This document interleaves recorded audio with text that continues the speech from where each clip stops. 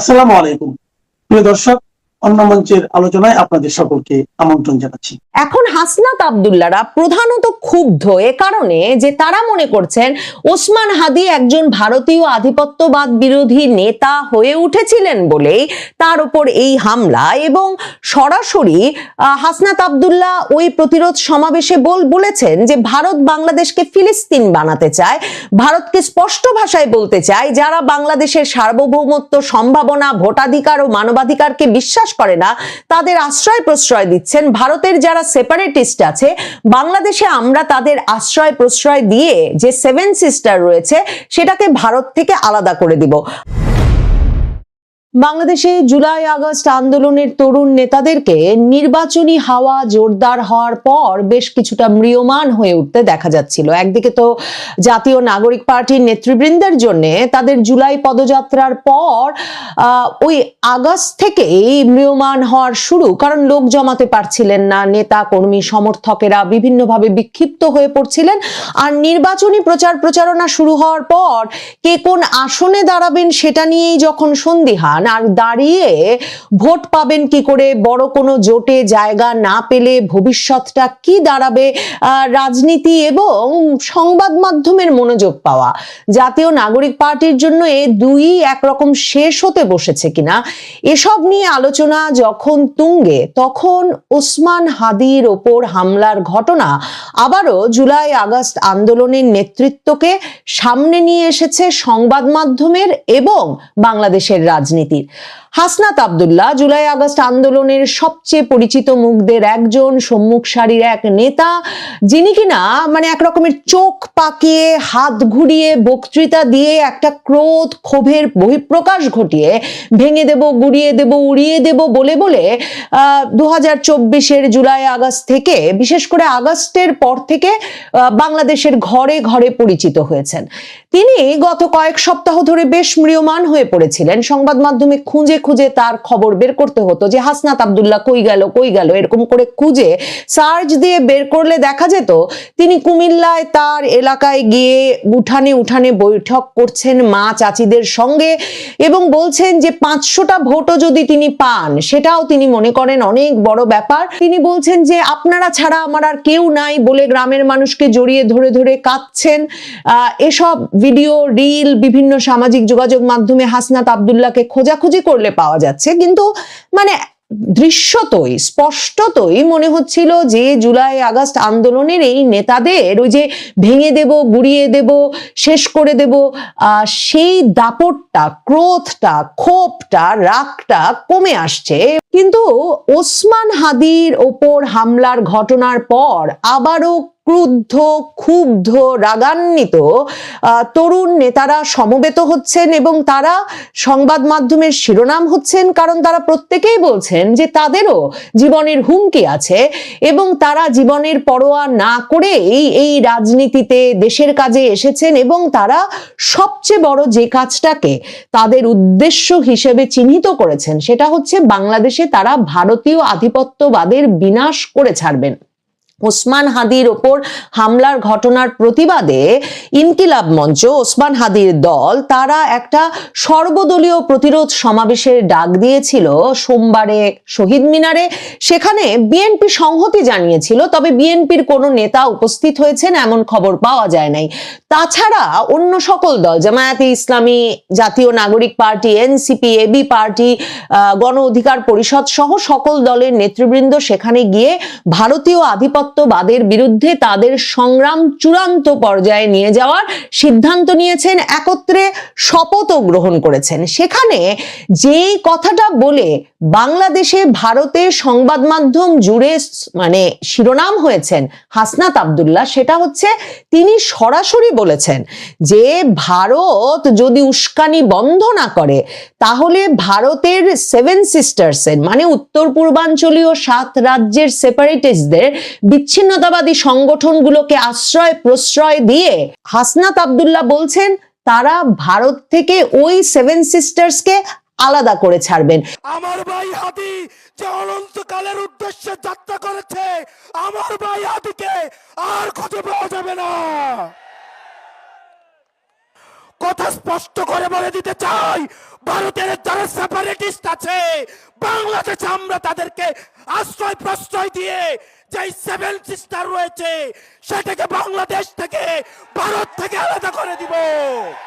ওসমান হাদির উপর হামলার প্রতিবাদে যে প্রতিরোধ সমাবেশ করলো বাংলাদেশের প্রধান রাজনৈতিক দলগুলো, সেখানে মূল আলাপটাই হয়েছে যে শেখ হাসিনা এবং আওয়ামী লীগ নেতৃবৃন্দকে ভারতে আশ্রয় দিয়ে ভারত একরকম বাংলাদেশের নিরাপত্তার জন্য হুমকি সৃষ্টি করছে এবং এই দলগুলোর একরকমের তাত্ত্বিক গুরু, পরম শ্রদ্ধেয় ব্যক্তি মাহমুদুর রহমান, যিনি কিনা বাংলাদেশের একটি শীর্ষস্থানীয় দৈনিক আমার দেশ পত্রিকার সম্পাদক, মাহমুদুর রহমান তার বক্তব্যে স্পষ্টতই বলেছেন যে যদি ভারতের আশ্রয় থেকে শেখ হাসিনা এবং আওয়ামী লীগের নেতৃবৃন্দকে খুব শিগগিরই বাংলাদেশে ফেরত এনে শাস্তির মুখোমুখি করা না যায়, তাহলে বাংলাদেশে যে সরকারি ক্ষমতায় আসবে সেই সরকারই ব্ল্যাকমেইলের শিকার হবে, সেই সরকারকেই একরকমের হুমকির মুখে রাখবে ভারত। কাজেই এর নির্বাচনের আগেই ভারত থেকে শেখ হাসিনা এবং আওয়ামী লীগ নেতৃবৃন্দকে ফেরত আনতে হবে।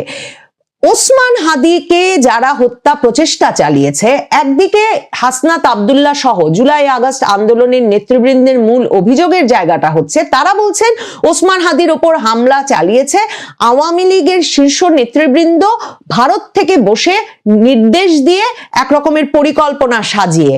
তারপর এই যে ওসমান হাদির ওপর গুলি চালিয়েছে যেই ব্যক্তি, সেই হামলাকারী সাথে সাথে ভারত পালিয়ে গেছে এবং এখন ভারতের মাটিতে নিরাপদ আশ্রয়ে আছে, সেটাও একটা মূল অভিযোগের কারণ। বাংলাদেশ সরকার এটা স্বীকার করছে না। বাংলাদেশ সরকারের আইন শৃঙ্খলা বাহিনী, ঢাকা মেট্রোপলিটন পুলিশ, বাংলাদেশের সীমান্ত রক্ষী বাহিনী, বিজিবি সকলেই বলছে যে তাদের কাছে কোনো তথ্য নাই এখন পর্যন্ত যে হাদির ওপর হামলাকারী ভারত পালিয়ে গেছে। কিন্তু একদিকে যেমন সামাজিক যোগাযোগ মাধ্যমে সাংবাদিক জুলকারনাইন সায়ের একেবারে গ্যারান্টি দিয়ে এই তথ্য দিচ্ছেন যে ভারতেই পালিয়ে গেছেন হাদির উপর হামলাকারীরা, অন্যদিকে বাংলাদেশের পররাষ্ট্র মন্ত্রণালয় ভারতের রাষ্ট্রদূতকে তলব করে ভারতে যদি পালিয়ে গিয়ে থাকে হাদির উপর হামলাকারীরা, তাহলে ভারত যাতে তাদেরকে দ্রুত গ্রেফতার করে বাংলাদেশের হাতে তুলে দেয়, এই আহ্বানও জানিয়েছে। এই আহ্বানে সন্দেহ আরো তীব্র হয়েছে যে সম্ভবত সরকারও সন্দেহ করছে যে ভারতেই আছে হাদির ওপর হামলাকারীরা। কিন্তু এই যে ক্ষোভ, বিশেষ করে সেভেন সিস্টার্সকে, বাংলাদেশকে যে কোনো রকম উস্কানি দিলে সেভেন সিস্টার্সকে যে নিরাপদ থাকতে দেওয়া হবে না, এটা কিন্তু 2024 আগস্টের পর প্রথম আমরা শুনেছিলাম প্রধান উপদেষ্টা ডক্টর মোহাম্মদ ইউনূসের কাছ থেকে। প্রধান উপদেষ্টা ডক্টর মোহাম্মদ ইউনূস দায়িত্ব গ্রহণেরও দুদিন আগে ভারতীয় চ্যানেল এনডিটিভি কে একটা সাক্ষাৎকার দিয়ে বলেছিলেন যে আপনি যদি বাংলাদেশকে অস্থিতিশীল করে তোলেন, তাহলে সেই অস্থিরতার আঁচ কিন্তু বাংলাদেশের বাইরেও মিয়ানমার, সেভেন সিস্টার্স, পশ্চিমবঙ্গ সর্বত্রই অগ্নুৎপাতের মতো ছড়িয়ে পড়বে। ভারতীয় সংবাদ মাধ্যম এবং ভারত সরকার সে সময় থেকেই এই যে সেভেন সিস্টার্স শব্দটাকে উল্লেখ করে বা বাংলাদেশকে অস্থিতিশীল করলে ভারতকেও বাংলাদেশ অস্থিতিশীল করে তুলতে পারে, এই কথাটিকে অত্যন্ত গুরুতর হিসেবে গ্রহণ করেছিল। কারণ বাংলাদেশের মাটি ব্যবহার করে ওই ভারতের উত্তর পূর্বাঞ্চলীয় রাজ্যগুলোতে বিচ্ছিন্নতাবাদী কর্মকাণ্ড চালানোর ইতিহাসটা পুরনো। এখন হাসনাত আব্দুল্লাহরা প্রধানত ক্ষুব্ধ এ কারণে যে তারা মনে করছেন ওসমান হাদি একজন ভারতীয় আধিপত্যবাদ বিরোধী নেতা হয়ে উঠেছিলেন বলেই তার উপর এই হামলা, এবং সরাসরি হাসনাত আব্দুল্লাহ ওই প্রতিরোধ সমাবেশে বলেছেন যে ভারত বাংলাদেশকে ফিলিস্তিন বানাতে চায়। ভারতকে স্পষ্ট ভাষায় বলতে চায় যারা বাংলাদেশের সার্বভৌমত্ব, সম্ভাবনা, ভোটাধিকার ও মানবাধিকারকে বিশ্বাস করে না তাদের আশ্রয় প্রশ্রয় দিচ্ছেন। ভারতের যারা সেপারেটিস্ট আছে বাংলাদেশে আমরা তাদের আশ্রয় প্রশ্রয় দিয়ে যে সেভেন সিস্টার রয়েছে সেটাকে ভারত থেকে আলাদা করে দিব। হাসনাত আব্দুল্লাহ বলেছেন যে হাদি ভাইকে হত্যা চেষ্টাকারী, নির্বাচন বানচাল করতে চাওয়া এবং দেশের পরিবেশ অস্থিতিশীল করার সঙ্গে জড়িতদের আশ্রয় ও প্রশ্রয় দিচ্ছে ভারত। সীমান্তে বাংলাদেশি ভাই বোনদের হত্যার ঘটনায়ও ভারতের পৃষ্ঠপোষকতা আছে। কাজেই ভারতের সাথে তারা একটা ফয়সালা জরুরি বলে মনে করছেন। এই প্রতিরোধ সমাবেশ থেকে যে সর্বদলীয় শপথ পাঠ করান আমার দেশ সম্পাদক মাহমুদুর রহমান, সেখানে কিন্তু সরাসরি আমার দেশ সম্পাদক বলেছেন যে 25শে ডিসেম্বরের মধ্যে ভারত যদি শেখ হাসিনা সহ আওয়ামী লীগ নেতৃবৃন্দকে ফেরত না দেয় তাহলে 26শে ডিসেম্বর তারা ঢাকায় মহাসমাবেশ করবেন, যাতে ভারত থেকে হাসিনাকে ফিরিয়ে আনার পরবর্তী কর্মসূচি তারা ঘোষণা করতে পারেন। এবং ওই প্রতিরোধ সমাবেশ মূলত ভারতীয় আধিপত্যবাদের বিরুদ্ধে এক প্রতিরোধ সমাবেশে পরিণত হয়। এবং সেখানে আমার দেশ সংবাদক বলেন যে ভারত বাংলাদেশের বিরুদ্ধে অঘোষিত যুদ্ধ ঘোষণা করেছে, এর বিরুদ্ধে জাতিসংঘের সাধারণ পরিষদ এবং সিকিউরিটি কাউন্সিলে আমাদের অবিলম্বে যেতে হবে। সরকারের প্রতি আহ্বান জানাচ্ছি, আপনারা অনতি বিলম্বে জাতিসংঘে ভারতের বিরুদ্ধে নালিশ উপস্থাপন করুন। ওই সভায় এ কথাটাও হয় যে যদি ভারত শেখ হাসিনা, আসাদুজ্জামান খান কামাল মানে শেখ হাসিনার স্বরাষ্ট্রমন্ত্রী ওসমান হাদির ওপর হামলাকারীদের ফিরিয়ে না দেয়, তাহলে বাংলাদেশে ভারতীয় প্রতিটি প্রতিষ্ঠানের বিরুদ্ধে তারা প্রতিরোধ সংগ্রাম গড়ে তুলবেন। এবং মাহমুদুর রহমান সহ এই সর্বদলীয় প্রতিরোধ সভা থেকে দাবি ওঠে যে বাংলাদেশে কর্মরত সকল ভারতীয় নাগরিকের ওয়ার্ক পারমিট বাতিল করতে হবে। 2024-এর জুলাই আগস্ট আন্দোলনের সময় তরুণদের মধ্যে চরম ক্ষোভ সৃষ্টি করেছিল যেসব বিষয়, তার মধ্যে একটা ছিল বর্তমান সরকারের আইন উপদেষ্টা ডক্টর আসিফ নজরুলের এক মন্তব্য, যেখানে ডক্টর আসিফ নজরুল বলেছিলেন যে 26 লক্ষ ভারতীয় নাকি বাংলাদেশে চাকরি করছে। কাজে এই যে ভারতীয়রা বাংলাদেশে কাজ করে, তাদের অনেকে ওয়ার্ক পারমিট নিয়ে কাজ করছেন, এই বিষয়টা এখনো এই তরুণদেরকে ক্ষুব্ধ করে। এবং এই প্রতিরোধ সমাবেশ থেকে কিন্তু এই আলাপটাও হয়েছে। ভারতের ওই 7টি রাজ্যের বিচ্ছিন্নতাবাদী গোষ্ঠীগুলো সেই 60-এর দশক থেকেই কিন্তু বাংলাদেশে এসে আশ্রয় নিয়ে তাদের কর্মকাণ্ড বৃদ্ধি করেছে, জোরদার করেছে। যখন বাংলাদেশের সরকারগুলো এই কর্মকাণ্ডকে একরকমের, এই যে হাসনাত আব্দুল্লাহ যেমন বলছেন, আশ্রয় প্রশ্রয় দিয়েছেন বা চোখ বন্ধ করে রেখেছেন বা অনেক ক্ষেত্রে একরকমের সমর্থন দিয়েছেন, তখন যেমন ভারতের ওই সীমান্তটা শান্ত থাকে নাই, ভারতের ওই রাজ্যগুলোতে বিচ্ছিন্নতাবাদী তৎপরতা অনেক গুণ বৃদ্ধি পেয়েছে, ঠিক তেমনি শেখ হাসিনা সরকারের আমলে 2009 সালের পর থেকে যেহেতু বাংলাদেশের মাটিতে ভারতের বিচ্ছিন্নতাবাদীদের কোন রকম আশ্রয় দেওয়া হবে না, মানে উলফা, মিজো ন্যাশনাল ফ্রন্ট, ত্রিপুরার এনএলএফটি, মানে যারা ঐতিহাসিকভাবে বাংলাদেশে থেকে নানা রকম তৎপরতা পরিচালনা করে এসেছে, তাদের কাউকেই আশ্রয় দেওয়া হবে না, এই বিষয়ে যখন একেবারে দৃঢ় প্রতিজ্ঞ অবস্থান নেয়, তার ফলে কিন্তু ভারতের উত্তর পূর্বাঞ্চলের ওই 7 রাজ্যে গত কয়েক বছর ধরে, মানে গত 1.5 দশকে একরকমের শান্তি ফিরে এসেছে, বিচ্ছিন্নতাবাদী গোষ্ঠীগুলোর শক্তি কমে এসেছে। কাজেই ভারত সরকার যে হাসনাত আব্দুল্লাহ সহ অন্তর্বর্তীকালীন সরকারের এই যে কথায় কথায় 7 সিস্টার্স প্রসঙ্গ তোলা, এই প্রসঙ্গে যেমন একরকমের উদ্বিগ্ন হয়ে উঠবেন, ঠিক তেমনি ভারতের সংবাদ মাধ্যম যে হাসনাত আব্দুল্লাহ বাংলাদেশে একটা সর্বদলীয় প্রতিরোধ সমাবেশে দাঁড়িয়ে বলেই দিয়েছেন যে সেপারেটিস্টদেরকে আশ্রয় প্রশ্রয় দিয়ে ভারতের ওই 7 রাজ্য আলাদা করে ছাড়বেন, এই হুমকিটাও যে গুরুত্বের সঙ্গে সংবাদ মাধ্যমগুলো ছাপবে সেটাও খুব স্বাভাবিক। অনেক বিশ্লেষকই বলেন যে 2022-23-এর দিকে যে ওই যে শেখ হাসিনা এক সংবাদ সম্মেলনে বলেছিলেন যে ভারতকে আমি যা দিয়েছি তা সারা জীবন তারা মনে রাখবে, এক্ষেত্রে বিশ্লেষকদের একটা বিরাট অংশ মনে করে যে প্রকৃতপক্ষে এই যে উত্তর পূর্বাঞ্চলীয় রাজ্যগুলো বিচ্ছিন্নতাবাদী গোষ্ঠীকে একেবারেই বাংলাদেশে সমর্থন বা আশ্রয় না দেওয়া, সেটাকে কোনোভাবেই পররাষ্ট্রনীতি বা ভারতের সঙ্গে দর কষাকষির একটা টুল হিসেবে ব্যবহার না করা, একটা কৌশল বা অস্ত্র হিসেবে ব্যবহার না করা, সেটাই শেখ হাসিনার ভারতকে দেওয়া সবচেয়ে বড় উপহার ছিল।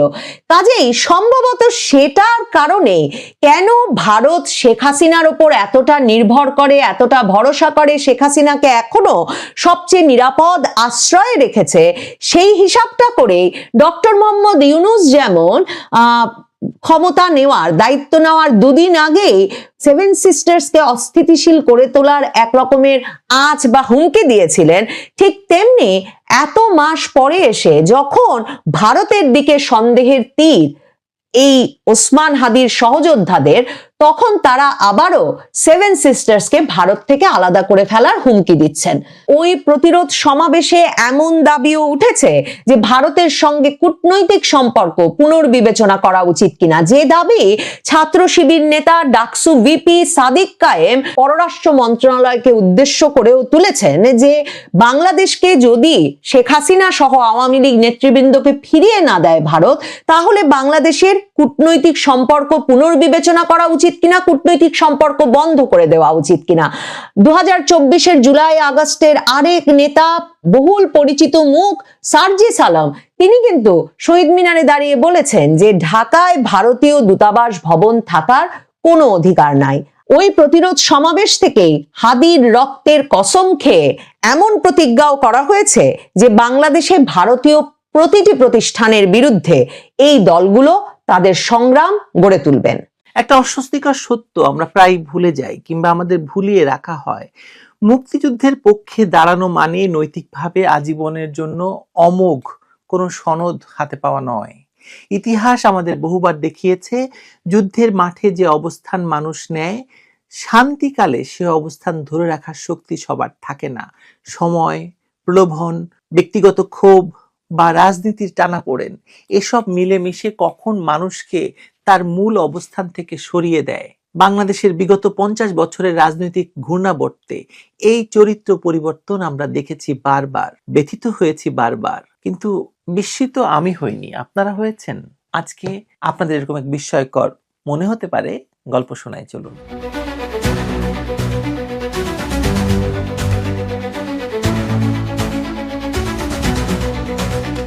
মুক্তিযুদ্ধপন্থীদের সামনে সবচেয়ে বড় দ্বন্দ্ব ছিল সবসময় নৈতিকতার দায়। যুদ্ধের স্মৃতি নিয়ে যারা রাজনীতিতে টিকে আছেন তাদের প্রত্যেকের উপর একটা বোঝা থাকে। এই যে তারা মুক্তিযুদ্ধের বিরোধী শক্তির বিরুদ্ধে লড়েছিলেন, সেই শক্তির ভরসায় বা ছায়ায় দাঁড়িয়ে আবার রাজনীতি করা তাদের কাছে কি আদৌ সম্ভব? সাধারণ মানুষের চোখে তো তা নয়ই, কিন্তু বাস্তব রাজনীতি সবসময় এত সরল পথে চলে না। এখানেই আসলে বিপদটা। ক্ষমতার মায়া, প্রাসঙ্গিক থাকার চাপ কখনো কখনো মানুষকে এমন জায়গায় ঠেলে দেয় যেখানে সে নিজেই একদিন দাঁড়ালে লজ্জা পেত। মেজর অবসরপ্রাপ্ত আখতারুজ্জামান রঞ্জনের গল্পটি সেই পুরনো ধারার আবার সামনে তুলে আনছে। তিনি বহুদিন ধরে নিজেকে মুক্তিযোদ্ধা বলে পরিচয় দিচ্ছেন, বলছেন মুক্তিযুদ্ধ বিরোধীদের বিরুদ্ধে কথা। মিডিয়ায় প্রকাশিত বহু সাক্ষাৎকারে এবং বক্তব্যে তিনি জামায়াতকে যুদ্ধাপরাধী শক্তি হিসেবে উল্লেখ করেছেন। তথাকথিত জুলাই আন্দোলনের সময় আন্দোলনকারীদের রাজাকারের সন্তান বলে অভিযুক্ত করেছেন তিনি। এরপর ঠিক একই ব্যক্তির হাতে দেখা গেল জামায়াত ইসলামী বাংলাদেশের প্রাথমিক সদস্য পদের ফর্ম। এমন একটি দলের কাছে আনুগত্য প্রকাশ করলেন তিনি যারা 1971 সালে সুস্পষ্টভাবে পাকিস্তানের পক্ষ নিয়েছিল। শুধু তাই নয়, মানুষ হত্যা করেছিল, অগ্নিসংযোগ করেছিল, নারী ধর্ষণে সহযোগিতা করেছিল। যুদ্ধাপরাধী নেতৃত্বকে সামনে রেখে বুদ্ধিজীবী হত্যাকাণ্ড থেকে শুরু করে স্থানীয়ভাবে প্রতিরোধ দমনের সক্রিয় ভূমিকা রেখেছিল। এই ইতিহাস প্রমাণ সাপেক্ষ, অস্বীকারের সুযোগ নেই। এই মুহূর্তে একটা ঐতিহাসিক স্মৃতি খুব তীব্রভাবে মনে পড়ে। 1971 সালের জুলাইয়ে মেজর খালেদ মোশাররফ বলেছিলেন, মুক্তিযুদ্ধ 3টি ফ্রন্টে চলেছে, রাজনৈতিক, সামরিক এবং অর্থনৈতিক। তার ভাষায়, রাজনৈতিক যুদ্ধে আমরা তখনই বিজয়ী কারণ ইয়াহিয়া কখনোই সরকার গঠন করতে পারবে না, পারলেও সেটা হবে বাঞ্চ অফ কুইসলিংস, অর্থাৎ বিশ্বাসঘাতকদের দল। নরওয়ের কুইজলিং যেমন নাৎসিদের পুতুল হয়েছিল, কুইজলিং নামটি যেমন পরবর্তীতে রাষ্ট্রদ্রোহের প্রতীকে পরিণত হয়েছিল, বাংলাদেশেও বিদেশি স্বার্থের উপর নির্ভরশীল জনগণের বিরুদ্ধে অবস্থান নেওয়ার শক্তিগুলো সেই একই চরিত্রের প্রতিরূপ। আজ যে রাজনৈতিক বিন্যাস আমরা দেখতে পাচ্ছি সেটাও খালেদ মোশাররফের সতর্কবার্তাকে অস্বস্তিকরভাবে সত্য প্রমাণ করে। মুক্তিযুদ্ধ বিরোধী শিবিরের রাজনীতি আসলে কখনো বদলায়নি, কিন্তু যারা একসময় মুক্তিযুদ্ধের পক্ষে ছিলেন তাদের মধ্যে পতন, দ্বিধা বা আদর্শ বিলোপের ঘটনা কিন্তু বেড়েছে। এই জায়গায় দাঁড়িয়ে প্রশ্নটা নতুন করে আপনি করতে পারেন যে যারা সেই শক্তির সঙ্গে হাত মেলায় তারা কি কেবল পথহারা রাজনীতিক, নাকি আরেক দফা কুইজলিং এর দেশীয় সংস্করণ? ধরুন এই আখতারুজ্জামান, এখন তিনি জামায়াতে যোগ দিচ্ছেন। এতদিন বিএনপি রাজনীতি করলেন, বিএনপির দলটা নাকি মুক্তিযুদ্ধের ঘোষকের দল, সেখানে তিনি এমপি হলেন, মন্ত্রী হলেন। সবচেয়ে বড় কথা, জামাত বিষয়ে তার আগের বক্তব্য তাহলে কি ছিল? ভুল। সুবিধা মতো বলা নাকি রাজনৈতিক মুহূর্তের হিসাব? তিনি যখন তথাকথিত জুলাই আন্দোলনের তরুণদের 100% রাজাকার বলে মন্তব্য করেছিলেন, তখন তিনি কোন অবস্থান থেকে কথা বলছিলেন? আর আজকে যখন জামায়াতের সামনে দাঁড়িয়ে সন্তুষ্টির হাসি হাসছেন এবং জামায়াতকে সার্টিফিকেট দিচ্ছেন, তখন কোন অবস্থান তাকে চালিত করছে? এই দুই ছবির মাঝখানে যে মানুষটা দাঁড়িয়ে আছে, তার বিবেক কোন দিকে স্থির আমাকে বলুন তো। এখানে বিষয়টি কিন্তু ব্যক্তিগত নয়, এটি বাংলাদেশের রাজনৈতিক বাস্তবতার গভীর অসুখ। মুক্তিযুদ্ধপন্থী শক্তি যেসব সময় একই জায়গায় অবস্থান ধরে রাখবে, এই বিশ্বাসটি আসলে ভঙ্গুর। ইতিহাস আমাদের দেখিয়েছে, যখনই রাষ্ট্র দুর্বলতা, রাজনৈতিক অস্থিরতা বা ক্ষমতার পুনর্বিন্যাস ঘটে, তখনই আদর্শের পরীক্ষায় অনেকে ব্যর্থ হন। কেউ সাময়িক লাভের জন্য, কেউ রাজনৈতিকভাবে টিকে থাকার জন্য, কেউ আবার নিজের দুর্বলতার কাছে হার মেনে এমন সিদ্ধান্ত নেন যা দেশের বৃহত্তর স্মৃতিকে আঘাত করে। এই জায়গায় এসে পুরনো কথাটি আবার সত্য হয়। যারা মুক্তিযুদ্ধের বিরুদ্ধে ছিল তারা কখনোই তাদের অবস্থান বদলায়নি, তারা তাদের রাজনীতিকে একই জায়গায় থেকে চালিয়ে গেছে। কিন্তু যারা মুক্তিযুদ্ধের পক্ষে ছিল, তাদের মধ্যে যে অংশ ভাঙছে, সরে যাচ্ছে বা নিজেদের অবস্থান বিক্রি করে দিচ্ছে, সেটাই আজকের সবচেয়ে বিপজ্জনক বাস্তবতা। কারণ এই ভাঙন জনমানসে বিভ্রান্তি তৈরি করে, নৈতিক মানদণ্ডকে ধ্বংস করে, মুক্তিযুদ্ধের চেতনার দাবিদারদের বিশ্বাসযোগ্যতাকে ক্ষয় করে দেয়। মেজর অবসরপ্রাপ্ত আখতারুজ্জামানের সিদ্ধান্তটি তাই শুধু একজন অবসরপ্রাপ্ত সামরিক কর্মকর্তার ব্যক্তিগত রূপান্তর নয়, এটি 50 বছরের বাংলাদেশের রাজনৈতিক বিপর্যয়ের প্রতীক। তিনি চাইলে নীরবে রাজনীতি থেকে সরে যেতে পারতেন। যুদ্ধের স্মৃতি, বয়সের ভার, জীবনের সমাপ্তির দিকে এগোনোর সময়, এই সব কিছু তাকে সম্মানের সাথে চুপচাপ সরে দাঁড়ানোর বৈধতা দিত। কিন্তু তিনি বেছে নিলেন সেই রাজনৈতিক ঠিকানাকে যার বিরুদ্ধে তিনি এতদিন কথা বলেছেন, যাকে তিনি 71-এ পরাজিত করেছিলেন, যাকে যুদ্ধাপরাধের দায়ে আদালতে অভিযুক্ত করা হয়েছে, যার নেতৃত্বের বিরুদ্ধে রায় কার্যকর করা হয়েছে। এটাকে কেবল ব্যক্তিগত সিদ্ধান্ত বলা যায় না, এটি আত্মপরিচয়ের আত্মসমর্পণ। বাংলাদেশের মুক্তিযোদ্ধাদের প্রতি মানুষের শ্রদ্ধা এখনো গভীর। এই শ্রদ্ধাই তাদের ক্ষমতাও দিয়েছে, কিন্তু সেই ক্ষমতার অপব্যবহার কখনো কখনো তাদের চরিত্রের সত্যটাকে খেয়ে ফেলছে। এই কারণে মানুষ বলে মুক্তিযোদ্ধা হওয়া একদিনের কাজ, কিন্তু সেই মর্যাদা বহন করা আজীবনের পরীক্ষা। সবাই সেই পরীক্ষায় পাশ করে না। কেউ কেউ শেষ সময়ে এসে পতনকে বেছে নেয়, ইতিহাস তাকে ক্ষমা করে না। মেজর অবসরপ্রাপ্ত আখতারুজ্জামানও সেই দীর্ঘ তালিকায় নতুন নাম হিসেবে যুক্ত হলেন আর কি। তিনি যে সিদ্ধান্ত নিলেন তা তার নিজের আত্মপরিচয়ের প্রতি নয়, বরং জাতির স্মৃতির প্রতি এক ধরনের অবহেলা। তিনি যে বয়সে এসে দাঁড়িয়েছেন, সেখানে মানুষ সাধারণত নিজেদের জীবন যুদ্ধের হিসাব মেলাতে চায়। সম্মান নিয়ে অবসর নেওয়ার সুযোগ ছিল তার, কিন্তু তিনি যেটা করলেন তা তাকে ইতিহাসের কোনো সারিতে দাঁড় করাবে না। সে সিদ্ধান্ত এখন তার হাতে নেই। সত্যিটা কি জানেন? সত্যিটা হলো মুক্তিযুদ্ধ বিরোধীরা তাদের অবস্থান কখনো বদলায় না, কারণ তাদের রাজনীতি একটা বিন্দুকে ঘিরে। বাংলাদেশের স্বাধীনতা, বঙ্গবন্ধু, আওয়ামী লীগ, এসব ঘিরেই এসব নিয়ে ঘুরপাক খায় বাঙালি জাতীয়তাবাদ, সেকুলারিজম। কিন্তু মুক্তিযোদ্ধারা বা মুক্তিযুদ্ধের পক্ষে যারা ছিলেন, তারা মানুষ, তাদের ভুলের সম্ভাবনা আছে, দুর্বলতার সম্ভাবনা আছে, পতনেরও সম্ভাবনা আছে। সেই পতনই আজ আমরা দেখতে পেলাম এই আখতারুজ্জামানের পতনের ভিতর দিয়ে। আর এই বাস্তবতা প্রমাণ করে যে পক্ষপাত নয়, আদর্শই আসল পরীক্ষার জায়গা, এবং সেই পরীক্ষায় সবাই উত্তীর্ণ হয় না। সেই পুরনো কথাই বলি, রাজাকার চিরকাল রাজাকার, কিন্তু মুক্তিযোদ্ধারা চিরকাল মুক্তিযোদ্ধা নয়। পা পিছলে গেলেই রাজাকারের নর্দমায় তাদের পতন হয়। আখতারুজ্জামান তার প্রমাণ। ধিক আপনাকে আখতারুজ্জামান, আপনাকে ধিক, শতধিক।